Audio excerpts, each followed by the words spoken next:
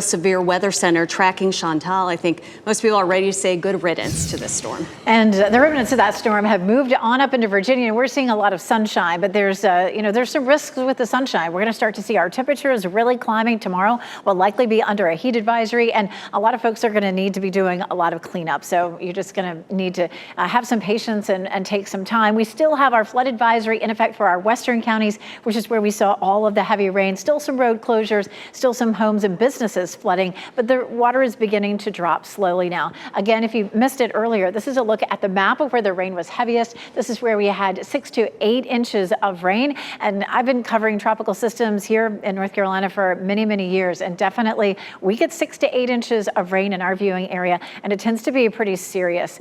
It was just in that one area, but a number of counties affected. Carmen Poor sent assist from Southern Pines, and you can see the very heavy rain there. Cars are driving through, and then also Wanda McCaskill sent assist from Carthage. You can see the water rushing over the road there. And what we always tell people is turn around, don't drown. I know it sounds like a hokey phrase, but take heed of it. Go to WRAL.com/reported if you have some photos that you would like to share with us. We would love to see them. The power of floodwaters is immense. Only 6 inches of floodwater can knock you down. Another thing to remember is if kids are out playing, make sure they don't play anywhere near floodwaters. A lot of times we hear that too, that they slide into the waters and get into trouble. Only a foot of rain for a car and about 18 inches for a truck or a larger vehicle. So it doesn't take much to wash those cars off the road. How about the flooding? We had a record flood this morning at the Eno River in Durham. The old record was from Hurricane Fran. It rose 22 feet in less than 4 hours, and it peaked or crested at 6:30 this morning at over 23 feet. So that was incredible. And Ali Kathlebar was there all morning just watching that water and watching all of the rescues that were happening. The Haw River near Bynum also at major flood, but starting to go down. By the time we get to tomorrow, it's out of major flood stage.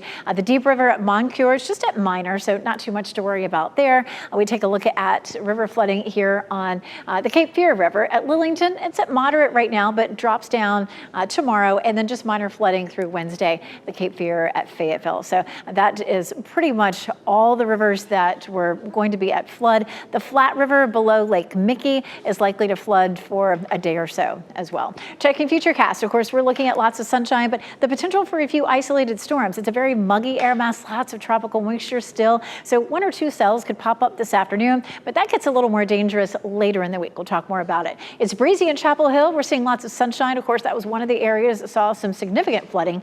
It's 89 with a dew point of 74, so it's real muggy out there, and our temperatures will climb into the low 90s. That's going to put us at 99 for the heat index today, but 106 for tomorrow. So the Weather Service is already talking about a heat advisory for tomorrow. So tomorrow is going to be a WRAL weather alert day. It's not just the heat, but we also have a level 1 risk for severe storms. Again, that could get a bit tricky later in the week. 60% chance Thursday and Friday, 50 Saturday. We're going to have a lot of heavy downpours in the same places that we had rain yesterday. So we'll talk more about that coming up.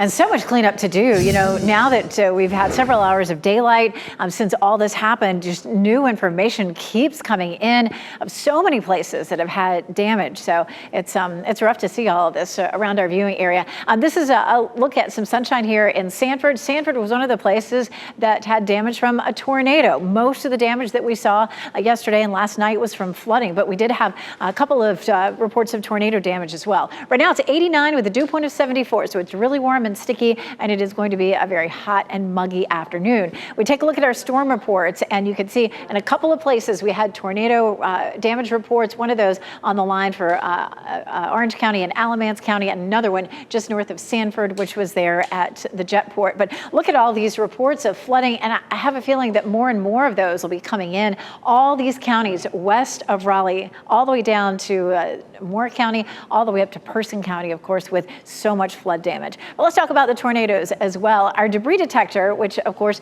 is an exclusive product here for WRAL, was able to detect debris that was lofted into the air when the tornado touched down at the Jetport and damaged one of the hangars and sent that debris up into the atmosphere. And of course, that happened at about 3 o'clock Sunday afternoon. We really didn't get into the flooding until last night. Let's jump ahead and talk about what's next. By tomorrow, we're going to have a better chance of some scattered storms. We already have a level 1 risk for severe storms for tomorrow and for Wednesday. You can see see at 4 o'clock tomorrow afternoon, that line of thunderstorms developing, hopefully not so much in the same place. Right now, it looks like it would potentially be along the I-95 corridor instead of back here in our western counties. That would certainly be the hope. We certainly don't need to see any more heavy rain there. This is a look at Wednesday, that level 1 risk for Wednesday, and I should say this is going to be for Tuesday and Wednesday, and potentially into Thursday as well, as we take a look at what that could bring us. How about rainfall? Notice again that a lot of that sets up along the I-95 corridor where there really wasn't very much rain yesterday. So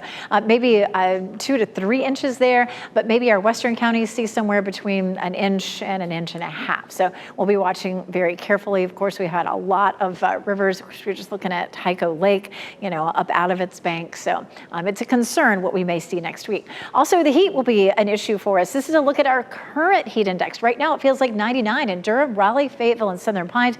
It feels like 104 in Clinton and 99 in Goldsboro. And this is a look at our temperature for this afternoon, likely to be in the low 90s. Tomorrow, it's going to feel more like 106, and then 104 Wednesday, 103 on Thursday. So we continue with heat and that chance of severe storms. So level 1 threat for tomorrow, also with that dangerous heat. So tomorrow is a WRAL weather alert day. So we're going to be watching for that extreme heat and the chance for some heavy downpours with afternoon showers and thunderstorms that will continue through this week.